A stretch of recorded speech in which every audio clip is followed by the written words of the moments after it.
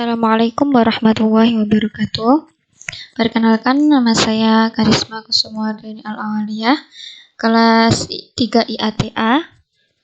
Saya di sini akan sedikit menjelaskan tentang perkembangan Islam di Jawa untuk memenuhi tugas UAS mata kuliah pengantar studi Islam yang diampu oleh Bu Fatimah.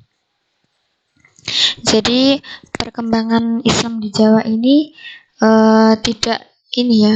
tidak lepas dari yang namanya Wali Songo. Jadi nanti saya juga akan menjelaskan bagaimana Wali Songo itu berdakwah di Jawa. Pokok bahasan yang pertama nanti kita akan membahas tentang sejarah Wali Songo. Yang kedua ada silsilah Wali Songo. Kemudian yang ketiga akan disebutkan para Wali Songo tersebut. Kemudian yang keempat, kerajaan Islam Demak, Pajang, dan Mataram.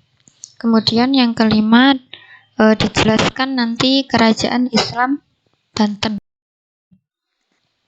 Jadi yang pertama langsung saja, perkembangan Islam di Jawa.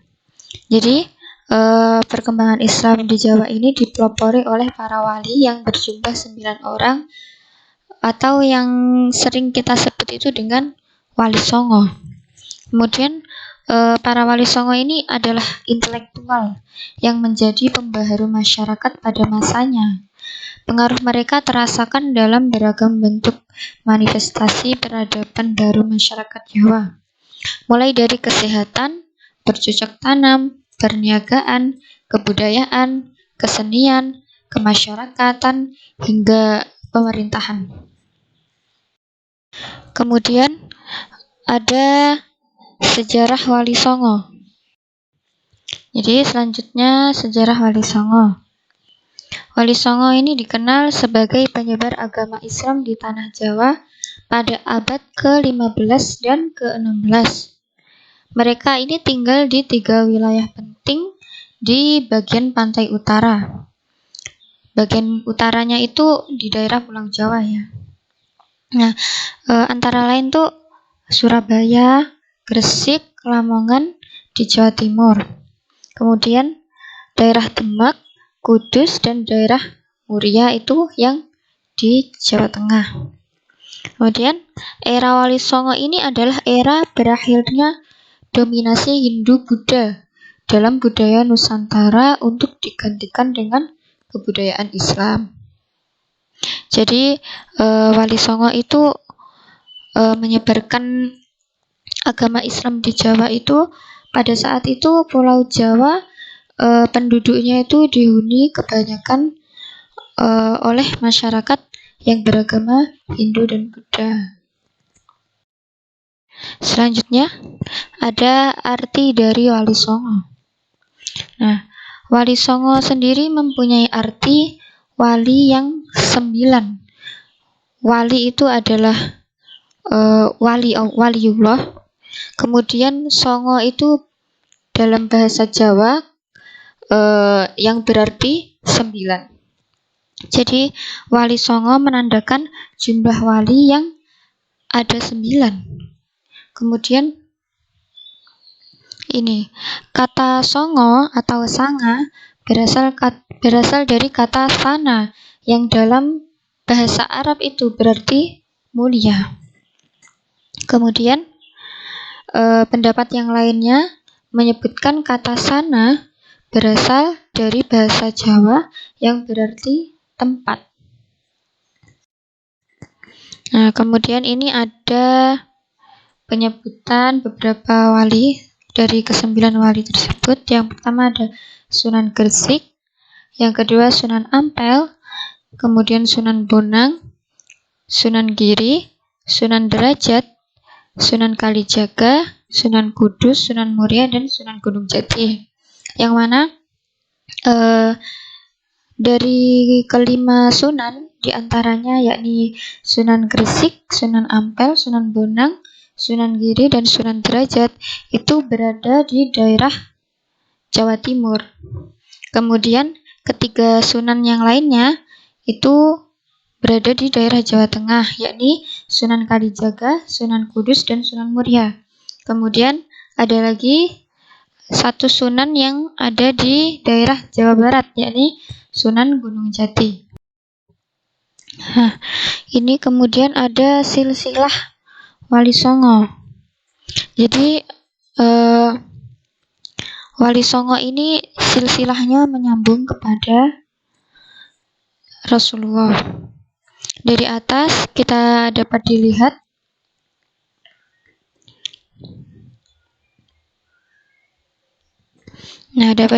ini yang saya tunjuk. Ini adalah Muhammad, yakni Rasulullah ya yang dimaksud pertama. Kemudian ke bawahnya Husain bin Ali. Nah, ini yang cucu Rasulullah itu. Jadi sanadnya tersambung kepada cucu Rasulullah yang kembar Hasan dan Husain.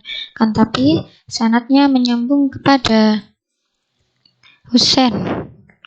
Kemudian ke bawahnya lagi menyambung kepada Syekh Maulana Jumatil Kubro. Kemudian jadi Syekh Maulana Jumatil Kubro ini ayah dari Maulana Malik Ibrahim Sunan Gresik tuh.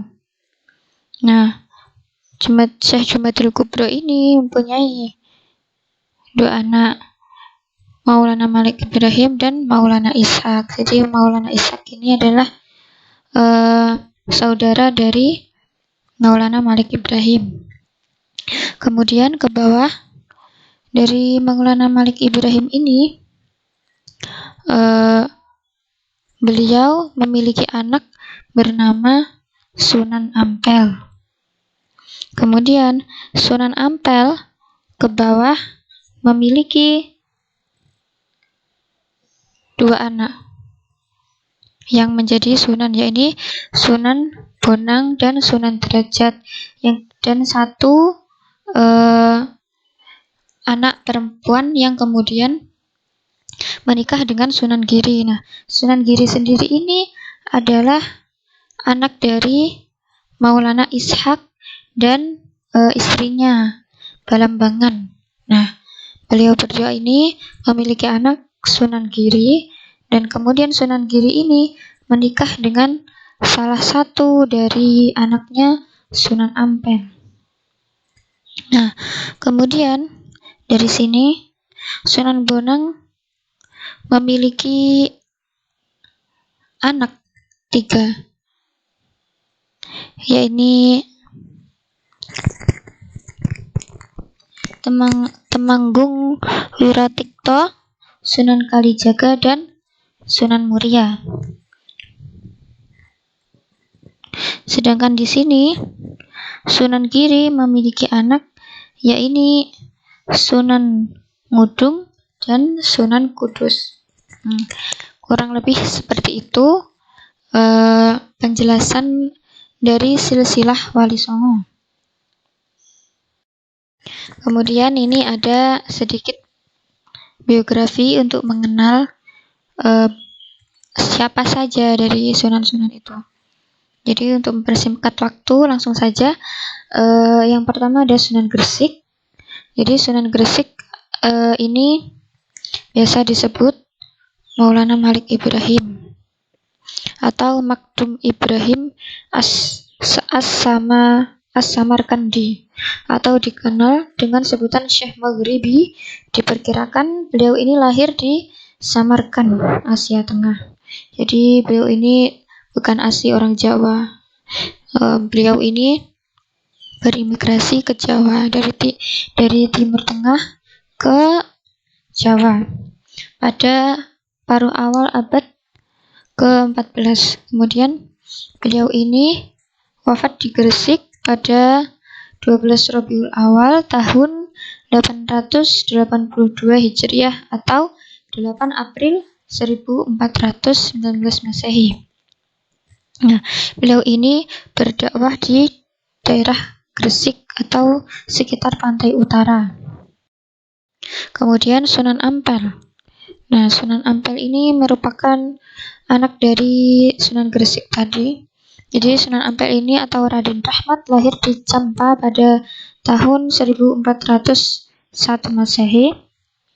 Nah, daerah dakwahnya itu meliputi di daerah Surabaya dan Demak. Kemudian Sunan Ampel ini diperkirakan wafat pada tahun 1481 Masehi di Demak dan dimakamkan di sebelah barat Masjid Ampel, Surabaya. Selanjutnya ada Sunan Bonang.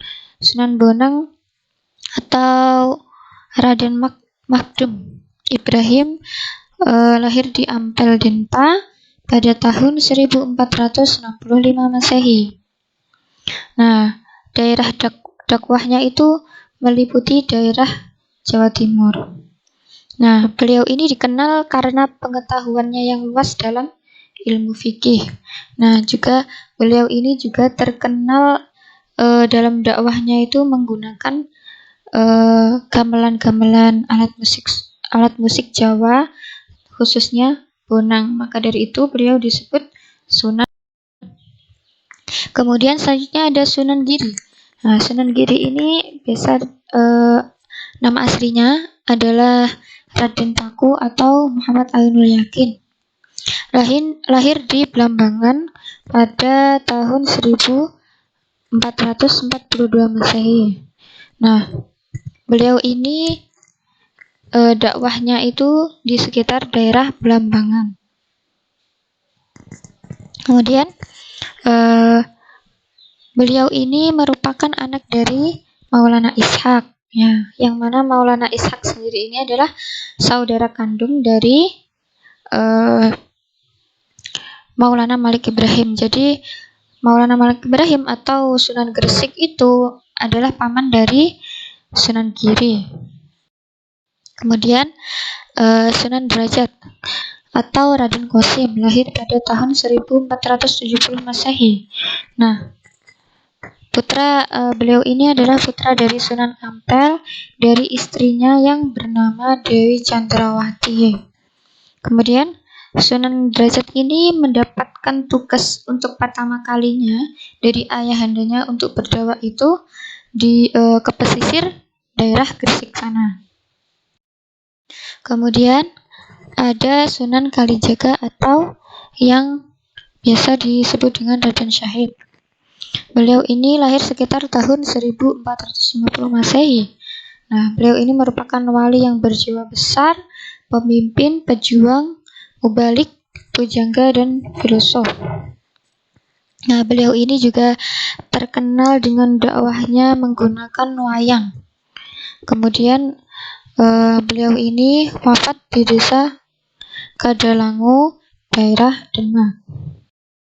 Selanjutnya ada Sunan Kudus. Nah, nama kecilnya adalah Ja'far Shadiq. Ia adalah putra dari pasangan Sunan Ngudung dan Syarifah. Nah, Syarifah ini adiknya Sunan Bonang atau juga termasuk dari anaknya Sunan Ampel. Jadi Sunan Kudus ini adalah cucunya Sunan Ampel. Nah, atau anak bisa disebut dengan Nyi Ageng Maloka, seperti itu.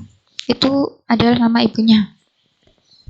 Kemudian beliau ini mengajarkan Islam di daerah Kudus dan sekitarnya. Ada di Jawa Tengah ya, Kudus ini.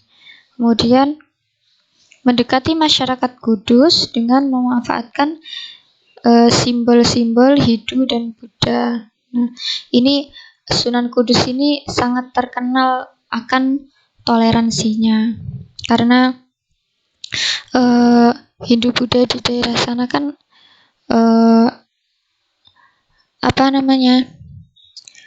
menyembah sapi. Nah, saking toleransinya beliau ini sampai mengharamkan untuk ketika korban itu mengharamkan yang namanya korban dengan sapi. Nah, itu saking menghormatinya agama Hindu dan Buddha. Jadi kalau kita ke daerah Kudus pada saat waktu Idul Adha atau kurban, di sana kebanyakan masyarakat itu menggunakan kurban dengan kerbau, seperti itu. Kemudian selanjutnya ada Sunan Muria. Nama kecilnya adalah Raden Prawoto. Beliau ini berdakwah di sekitar Gunung Muria. Kemudian nama Muria tersebut diambil dari tempat tinggal terakhirnya di lereng Gunung Muria. Jadi makam Sunan Muria sendiri ini ada di puncaknya Gunung Muria, seperti itu. Ketika nanti kalau ingin berziarah ke sana, maka kita harus naik ke makamnya itu menggunakan ojek. Yang terakhir ada Sunan Gunung Jati. Nah, Sunan Gunung Jati ini nama aslinya adalah Syarif Hidayatullah. Nah, beliau ini lahir pada tahun 1448 Masehi. Daerah dakwahnya adalah Jawa Barat. Pada tahun 1568 Masehi, Sunan Gunung Jati wafat dalam usia 120 tahun di Cirebon. Nah, kalau kita tahu kerajaan yang di Cirebon itu yang dipimpin oleh Raja Siliwangi, beliau ini termasuk cucunya dari Prabu Siliwangi. Kemudian Kerajaan Islam Demak. Nah, kerajaan Islam pertama di Jawa yang berdiri pada tahun 1500. Jadi ini kerajaan Islam pertama yang berdiri di Jawa itu adalah Kerajaan Demak. Kemudian raja pertama yang memimpin Kerajaan Demak adalah Raden Fatah, yang merupakan putra terakhir dari Raja Majapahit terakhir. Kemudian pada tahun 1568 kekuasaan Demak beralih ke Kerajaan Pajang. Nah, ini ada Laut Jawa. Nah, terus ini Kerajaan Demak. Kemudian pindah ke Kerajaan Pajang. Selanjutnya Kerajaan Islam Pajang. Jadi Kerajaan Pajang adalah sebuah kerajaan yang berpusat di Jawa Tengah sebagai kelanjutan Kerajaan Demak. Raja-raja yang memimpin Kerajaan Pajang antara lain yakni Hadiwijaya atau yang biasa sering kita dengar dengan Jaka Tingkir. Kemudian ada Arya Pangiri atau Ngawantipura. Kemudian ada juga Pangeran Benawa atau Prabu. Selanjutnya ada Kerajaan Islam Mataram. Kerajaan ini berdiri pada abad ke-17. Kerajaan ini dipimpin suatu dinasti keturunan Ki Ageng Sela dan Ki Ageng Pemanahan. Nah, Mataram merupakan kerajaan berbasis agraris atau pertanian dan relatif lemah secara maritim. Selanjutnya, yang terakhir ada Kerajaan Islam Banten. Nah, Kesultanan Banten sendiri merupakan sebuah kerajaan Islam yang berdiri di tahun 1526 Masehi. Kemudian, kerajaan ini merupakan kerajaan maritim yang mengandalkan perdagangan dalam menopang perekonomiannya. Nah, seperti itu. Mungkin itu yang bisa saya sampaikan. Banyak kurangnya, saya mohon maaf. Terima kasih. Assalamualaikum warahmatullahi wabarakatuh.